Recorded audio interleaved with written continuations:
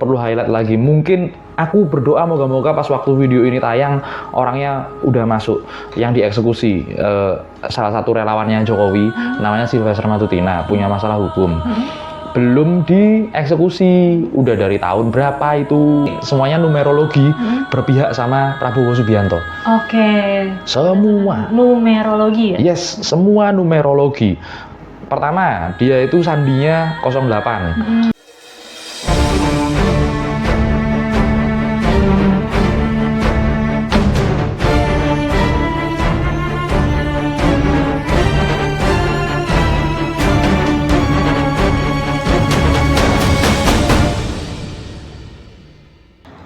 Selamat datang kembali kawan-kawan dari dunia lain. Apa kabarnya semuanya? Guys, thank you banget ya buat kalian yang udah nonton video-video kita, selalu tinggalin komen yang bermutu. Ini loh, kita udah mau mendekati hari kemerdekaan kan. Tapi perasaanku nih, ada sesuatu yang berbeda dari tahun-tahun sebelumnya, dari kemerdekaan tahun-tahun sebelumnya. Matahari kembar bukan sih? Nah, kita mau bahas itu. Menarik banget kan? Pasti menarik banget. Nggak mungkin dong kita bahas lomba 17 Agustus, ya kan? Iya, matahari kembar ini narasinya udah di mana-mana dari beberapa waktu belakangan ini lah ya. Oke. Makanya ini adalah sesuatu yang sangat jadi pertanyaan besar dalam kemerdekaan Indonesia. So, inilah kisah dunia lain. Kita akan masuk ke dalam sisi dunia yang mungkin belum pernah kalian kenal. So, let's open your mind. Falsafah yang bagus. Belajar dari tata surya. Apa yang ada di alam semesta. Di alam ini hanya ada satu matahari. Tidak ada lagi. Pertanyaan pertama. Oke. Seru udah nih. kayak cerdas cermat anjir. Biar panas nih. Ya. Matahari soalnya. Kira-kira matahari kembar ini beneran atau cuma persepsi orang aja sih? Ya. Matahari kembar beneran atau persepsi orang ya? Kalau aku bilang matahari kembar ini pertama adalah persepsi orang. Pertama adalah persepsi orang yang masa sih ini orang masih cawe-cawe. Kan udah ada presiden baru. Ya kan, seperti itu. Apakah benar satu orang yang lain masih menentukan negara? Apakah benar ada presiden secara de facto dan ada presiden secara de jure? Apakah benar seperti itu? Kalau dibilang banyak ya narasi yang memang ke situ. Faktanya adalah ini fakta ya teman-teman, ini fakta. Beberapa waktu yang lalu masih banyak banget orang-orang menteri loh ini teman-teman, menteri yang sowannya ke sana, gitu, sowannya ke sana masih banyak banget yang seperti itu. Ya. Sana tuh kemana nih? Ke sana ke Sumber. Okay. Desa Sumber. Desa Sumber di kota apa ya? Kalian udah tahu lah. Nggak mungkin kan menteri sowan ke kepala desa Sumber Solo, ya nggak mungkin lah ya. Ya ke situ lah ya kira-kira. Kemudian bukan hanya itu. Ada satu kasus ya, aku perlu highlight lagi. Mungkin aku berdoa moga-moga pas waktu video ini tayang orangnya udah masuk yang dieksekusi. Salah satu relawannya Jokowi namanya Sylvester Matutina, punya masalah hukum. Belum dieksekusi, udah dari tahun berapa itu sampai sekarang. Susah banget sih kejaksaan eksekusi itu. Itu kan berarti masih ada hal-hal yang lain. Terus selanjutnya masih ada gorengan-gorengan dugaan ijazah palsu Jokowi itu kan. Itu gorengan-gorengan terus. Kalau kita lihat ya teman-teman, jujur aja kalau kita lihat berita isinya itu semua. Semua berita isinya itu. Sampai sekarang ya. Iya, dan ironisnya beritanya Prabowo nggak ada. Iya kan? Sekarang presidennya udah Pak Prabowo ya. Ya, itu dia. Nah, makanya itu tadi bisa dibilang secara persepsi atau secara realita. Tapi yang namanya matahari. Semua yang terbit harus tenggelam, semua yang naik harus turun. Memang seperti itu sih. Itu kodrat, itu sunatullah itu. Nah, kalau dalam dunia spiritual ada nggak sih pemaknaannya? Oke, pemaknaan dalam dunia spiritual matahari kembar. Pemaknaan dalam dunia spiritual matahari kembar ini ya negara nggak bener. Pemaknaannya negara nggak bener. Nggak mungkin ada dua raja di dalam satu negara. Kalian ingat nggak dalam kisah Mahabharata itu Hastinapura itu kemudian terpecah, kemudian perang antar saudara ya seperti itu. Jadi nggak bisa dua pemimpin di satu apa ya, di satu ro'iyah, aku bilangnya ro'iyah aja, yang disandur jadi rakyat. Itu nggak bisa. Jadi memang harus ya kalau aku bilang udah sih, yang udah ya udah, nggak perlu menaruh orang-orangnya lagi untuk berusaha mempertahankan. Kalau kita lihat ya dari zaman dulu ya, transisi dari Soekarno ke Soeharto, nggak ada orang-orangnya, nggak ditempatkan di mana-mana, nggak dijadiin kepala daerah, nggak dijadiin komisaris, nggak dijadiin wakil presiden anaknya, ya kan? Kemudian transisi dari Soeharto, kemudian ke era reformasi, ke Habibie. Ya tapi kalau ini Habibie itu memang yang ngegedein memang Pak Harto sih. Tapi kan dia wakil presiden waktu itu, naik digantiin kan. Bayangin sekarang, bayangin teman-teman. Kalau seumpamanya itu terjadi, yang gantiin siapa sesuai konstitusi? Wakil presiden. Nggak usah dijawab ya, nggak usah dijawab di komentar juga, tapi terserah kalian sih. Mau nggak kalian diganti presidennya naik yang itu, mau nggak kalian? Kalau aku sih nggak mau ya. Itu secara konstitusi sih, tapi ya gimana lagi, orang konstitusinya aja kemarin di otak-atik. Jadi secara spiritual kembali lagi. Ya spiritual itu kan spirit ya. Giroh namanya giroh atau semangat kita. Semua kembali lagi, semua yang naik harus turun. Sudah waktunya. Masa kurang sih, dan masa kurang juga orang ya. Tapi kalau orang-orang yang lain ya, yang pendukungnya silahkan mendukung, nggak masalah. Tapi kalau kita kasih data, kalau kita kasih narasi yang benar-benar logis dan data, tolong bantahnya dengan data juga. Seperti itu sih kira-kira teman-teman. Jangan cuma cawe-cawe katanya. Nah ya memang itu yang namanya ya dunia inilah, dunia spiritual lah itu. Ini menarik banget ya guys. Ini tuh dukun supranatural tapi ngebahas soal politik. Relevan gak sih? Iya ya. Tapi semuanya by data gitu. Iya. Nggak cawe-cawe. Nggak cawe-cawe. Jadi gini, apakah dukun kompeten ngebahas politik? Bentar, aku disclaimer. Buat orang-orang norak yang nggak tahu bedanya PDI sama Chicago Bulls. Ini Chicago Bulls Michael Jordan anjir. Bukan PDI, bukan PDIP ini. Pasti dibilang kayak gitu terus. Iya, pasti nanti wah topi merah, gambarnya banteng. Bukan banteng, ini Bulls. Sekali lagi Bulls. Wah norak banget sih, nggak tahu gituan aja nggak tahu. Oke, balik lagi lah ya. Apakah kompeten seorang dukun itu ngebahas politik? Teman-teman mungkin kalian lupa ya, Nah ini baru orang PDI nih, Di akhir hidupnya nanti beliau Dewan Penasehat Gerindra. Ada namanya Permadi. Permadi itu Pak Permadi ya, itu orang Semarang. Itu KRT Permadi itu orang Semarang. Dia itu dulu dikenal ya sebagai politisi PDI, masuk ke Senayan segala macam. Dia juga aktivis. Pak Permadi itu aktivis sampai jadi Dewan Penasehat di Partai Gerindra sampai tahun 2024 sebelum beliau meninggal. Nah, tahu nggak kalian Permadi itu apa profesinya? Paranormal. Dia dikenal jadi paranormal. Jadi gini, selama orang itu kompeten, dalam arti pernah belajar dan masuk ya di kepalanya, punya decent knowledge, pengetahuan yang bagus. Pasti salahnya kalian ngelarang orang Jadi kan sekarang di kotak-kotak kan, seperti orang-orang yang baju kotak-kotak itu loh. Itu di kotak-kotak kan. Pokoknya kalau dokter nggak boleh ngomongin agama.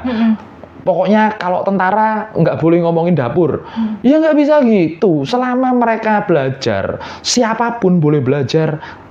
Selama mereka kompeten, silahkan. Kalau ada yang ngaco omongannya, kalau ada yang ngaco datanya, itu berarti nggak kompeten, gitulah kira-kira. Jadi apakah dukun kompeten? Jangankan di masa sekarang ya, di masa dulu itu, udah gini aja lah, nggak usah aneh-aneh lah. Kalian baca Al-Quran lagi. Dulu kalau ada raja dapat mimpi, tanyanya ke siapa? Tanya ke menteri? Enggak, ke dukun ahli nujum anjir. Ahli nujum. Iya, ya udah dari dulu itu udah kodrat, itu udah, dan itu kompeten sih. Iya benar, yang penting kompeten dan ada datanya. Ada datanya memang. Nggak ngawur juga, coba kalian cek yang diomongin itu kan. Iya. Kalau ngawur barulah boleh ngejudge. Aku kalau ngawur digebukin serela kok, serius beneran. Kayak gitulah kira-kira. Oke, balik lagi nih ke matahari kembar. Kira-kira beneran nggak sih ada kekuatan besar yang sedang bergerak di Indonesia ini? Ya. Kan orang-orang yang pandangannya secara sok spiritual, aku bilang, sok supranatural, sok leluhur dan lain sebagainya, itu pasti bilang, wah leluhur marah segala macem. Tahu dari mana kalian leluhur marah? Tahu dari mana? Leluhur siapa? Leluhurmu emang. Bukannya itu leluhurnya orang lain, atau bukan leluhur kalian. Tahu dari mana itu leluhurmu? Kan seperti itu. Itu pertanyaan pertama. Pertanyaan kedua, kekuatan apa yang bergerak? Kekuatan apa yang bergerak? Kekuatan apa yang bisa mengintervensi dunia nyata? Toh berbagai kecurangan yang ada di Indonesia, yang namanya pemilu, diindikasi terjadi kecurangan, yang namanya disisipkan putusan MK yang kemarin naikin di saat-saat terakhir ngeganti putusannya, akhirnya wapresnya yang sekarang bisa naik. Siapa yang bisa ngelawan kayak gitu? Kekuatan apa yang bisa ngelawan kayak gitu? Tapi kalau dibilang apakah ada kekuatan besar yang sedang bekerja di Indonesia? Yes, it is. Tapi itu namanya kekuatan politik. Kekuatan politik dari kedua belah pihak. Jangan salah, kalau ada kekuatan besar yang bekerja ya, kalian perlu cek statementnya Miss Koni Rahakundini Bakri. Sekarang beliau ada di Rusia. Si Miss Koni ini pernah bilang Pak Prabowo 2 tahun. Selanjutnya ya kalian cek sendirilah statementnya Miss Koni seperti itulah. Cuman kan ini berarti ada kekuatan yang sedang bergerak. Memangnya kubu sebelah diem aja? Ya nggak mungkin. Pak Prabowo itu militer, intelijennya banyak. Cuman Pak Prabowo itu nggak suka keributan. Dia itu nggak suka keributan. Kira-kira pendapat atau pandangan tentang matahari yang bakal bersinar ada nggak sih? Benar nggak bakal bisa bawa Indonesia maju? Oke. Matahari bersinar itu kan yang baru terbit. Terus kemudian yang tenggelam ya. Satunya yang tenggelam ya. Ini mana yang bersinar, mana yang tenggelam nih? Ya, coba aja. Jadi kalau pagi ya kan, dimulainya hari atau dimulainya periode, itu berarti baru naik mataharinya. Dan ada yang udah periodenya selesai, itu namanya matahari tenggelam. Jangan dua-duanya lagi ada. Kalau aku bilang, kalau matahari ini kan matahari baru terbit nih. Ini bisa bahaya kalau matahari satunya nggak mau tenggelam. Kan nggak boleh ada dua kan, harus satu gini.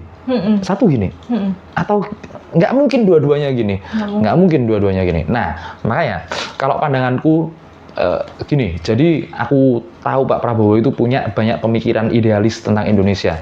Wah, kalau nggak mungkin jadi presiden dong. Nggak mungkin. Dulu aku itu pendukungnya Pak Prabowo sebelum dia masuk ke kabinet. Asli, serius. Dulu aku pendukung. Bahkan aku sempat mau masuk parpol terus nggak jadi karena dibilangin ada sesuatu yang bilangin aku lah, nggak, kamu ntar lihat aja, jangan dulu, ada sesuatu yang bilang ke aku, jangan dulu, lihat aja nanti. Oh iya, ternyata bener. Nah, tapi dulu aku pendukungnya Pak Prabowo, jadi aku cukup mengenal karakternya, nggak kenal pribadi ya, siapa, aku bukan orang ningrat. Nah, apakah bisa membawa Indonesia kemudian ke masa keemasan? Ya kan? Apakah bisa membawa ke gembar-gembornya Indonesia emas itu loh? Mana ada Indonesia emas? Yang ada kemarin Indonesia cemas kemudian jadi Indonesia gelap. Ya kan? Suram. Makanya kemudian 19 juta lapangan kerja, mana 19 juta lapangan kerja? Malah rame ya berbondong-bondong nyari pekerjaan itu kan. Antusias katanya. Antusiasme. Ya jelas antusias, orang nggak ada kerjaan. Orangnya banyak tapi lapangan pekerjaannya masih belum mumpuni kan? Betul, belum ada. Bukannya belum mumpuni, belum ada. Pabrik-pabrik tutup, segala macam tutup. Iya. Makanya. Lo yang viral itu ada satu toko atau satu kantor lah ya kan? Toko. Ya, yang ngelamar banyak banget. Cuman pada sekedar buat penjaga toko sama kasir kan itu. Toko itu yang ngelamar banyak banget. Kasian banget. Kasian. Cari kerja sekarang. Makanya, ini kan kalau aku anggap ini impact atau dampak selama bertahun-tahun ke belakang ya. Aku nggak mau dong cuman bilang 10 tahun ke belakang, walaupun aduh melorot audioku guys.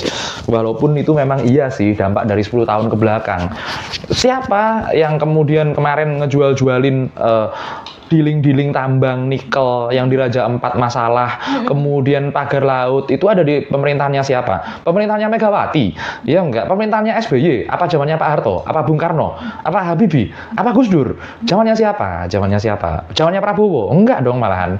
Ini lagi Prabowo ini lagi ketimpa apa ya? Kalau aku bilang ketimpa pulung. Iya, ketimpa apes, ketimpa pulung. Jadi memang harus pelan-pelan lagi, pelan-pelan dibenahi. Nah, tapi ya gitu, kalau nggak cepet-cepet langkah tepat ngebenahinnya, nggak denger suara arus bawah, itu bahaya. Kira-kira Pak Prabowo nih bisa nggak sih ngebawa Indonesia maju ini? Lah itu loh makanya apa namanya, sekarang kan lagi masuk ke dalam intinya ini semuanya numerologi berpihak sama Prabowo Subianto. Oke. Semua. Numerologi ya? Yes, semua numerologi. Pertama, dia itu sandinya 08. Sandinya dia di militer 08. Kemudian dia jadi presiden ke-8, ya kan. Kemudian banyaklah angka 8 ini melekat di kehidupannya Prabowo Subianto. Harusnya bisa dong berarti. Sebentar dulu. Okay. Masalahnya 8 ini kalau dibalik ini adalah simbol infinity. Simbol infinity, ya kan? Nah, simbol infinity ini berarti nggak ketemu ujung dan titiknya. Simbol infinity nggak ketemu ujung dan titiknya. Makanya harus ditemukan titik tengahnya. Biar apa?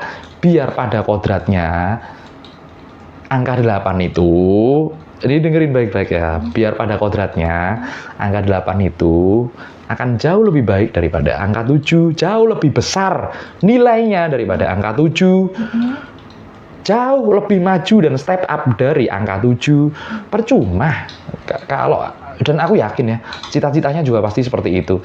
Percuma kalau nanti angka 8 sama aja kayak angka sebelumnya 7. Apa ini sama aja, nggak ada progres dong berarti. Padahal ya gitulah kira-kira. Kita tahu sendiri. Jadi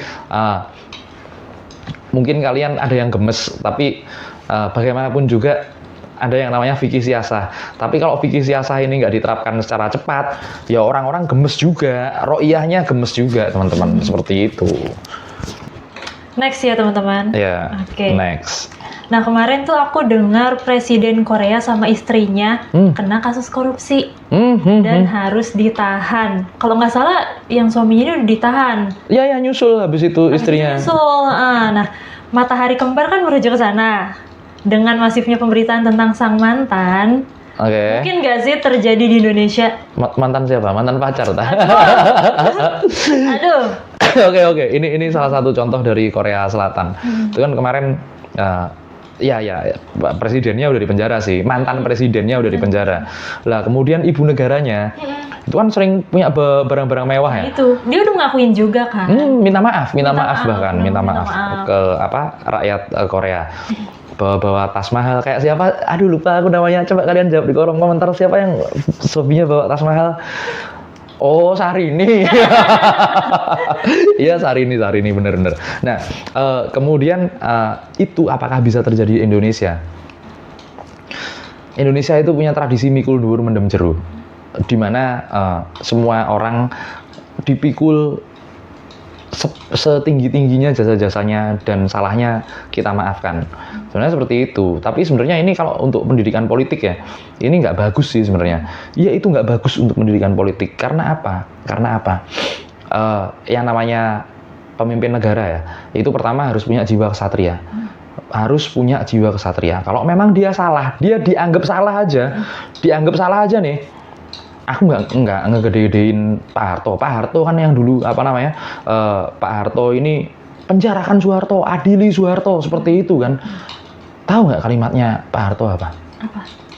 Kalimatnya Pak Harto itu, saya Haji Muhammad Soeharto, Presiden kedua Republik Indonesia, silahkan adili saya. Jika terbukti salah, masukkan ke penjara. Itu kalimatnya Pak Harto. Itu seperti itu, dan dia menyatakan itu. Bisa nggak sebenarnya dia diadili segala macam? Bisa. Dan itu sudah ada prosesnya. Coba kalian cek kalau nggak percaya, itu sudah ada prosesnya. Nah, yang sekarang ini kan apa namanya?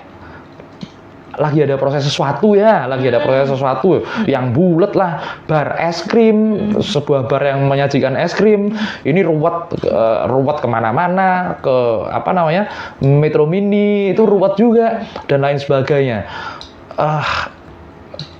Udahlah, nggak apa namanya, kalau jadi pemimpin, kalau jadi seorang pemimpin, apalagi Raja Jawa ya. Kalau Raja Jawa mah satria benar-benar satria.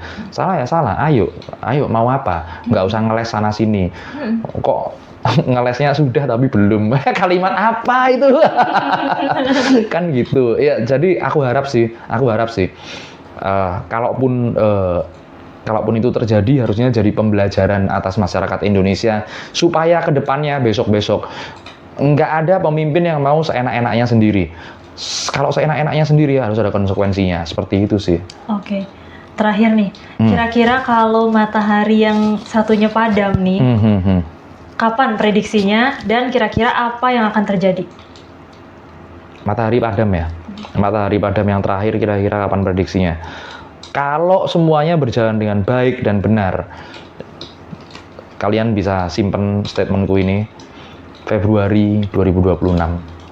Februari 2026, di akhir tahun akan banyak ada hal yang terjadi, banyak banget, gejolaknya bakalan banyak banget, dan Februari 2026 akan ada sesuatu. Syukur-syukur tenggelam, nggak tenggelam sejasad-jasadnya tenggelam ke dalam tanah, syukur-syukur sih seperti itu. Ngeri ya. Ya nggak tahu, kira-kira nggak tahu aku. Aduh, nanti pasti komennya, so tahu. Ya udah nggak tahu. Aku juga nggak tahu masalahnya. Ya ini kan aku nggak tahu. Kita coba aja. Oke. Udah cukup sih. Udah cukup lah ya. Cobalah kalian tinggalin komen. Aduh. Mau dibahas apa lagi? Iya, mau dibahas apa lagi? Mau ngebahas hal-hal yang ngeri-ngeri sedap. Atau mau ngebahas, tapi kalau setan-setanan janganlah ya, aku bosen deh setan-setanan. Yang berfaedah aja, yang berfaedah buat hidup kalian. Kalau setan-setanan, setan apa yang kira-kira berfaedah buat hidup kalian, nanti kita bahas dah. Oke? Sampai di sini dulu video kali ini. Sampai jumpa lagi kawan-kawan dari dunia lain.